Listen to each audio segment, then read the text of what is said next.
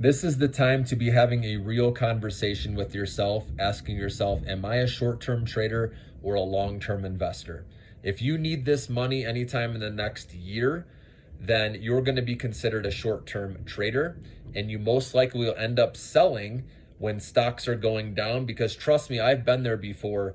When it's easy to say that you're going to hold long term no matter what when stocks are rallying, but when you see your stock going down day by day, slowly watching your profits diminish, that eats at you. We're human beings and we're emotional, and it only takes one bad day for us to hit the sell button, and you end up selling at a much lower price than when you could have. So if you think that could be you, make sure you're selling now when we're close to the top. I'm not saying you have to sell everything, but you could be playing with house money. There's a lot of stocks, if you've caught any of these rallies with AI or tech stocks, or ones I've been recommending. So I want to make sure that you walk out of this up, okay? And you are right now, if you've been listening and buying some of these stocks, this year that I've recommended.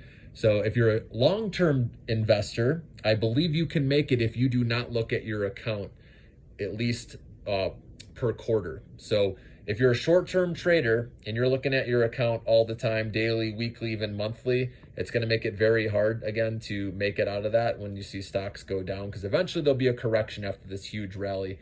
But if you don't look at your account, like if you're one of those investors that every month you put your money in and you don't look at the account, you invest no matter what, those are the people that make it long term, who can make it to 2030 and beyond and see those big gains. But it really, truly is hard. I did this for a long time earlier this decade, but lately I've become more of a short-term trader. So I'm admitting, and that's why I sold out of my stuff.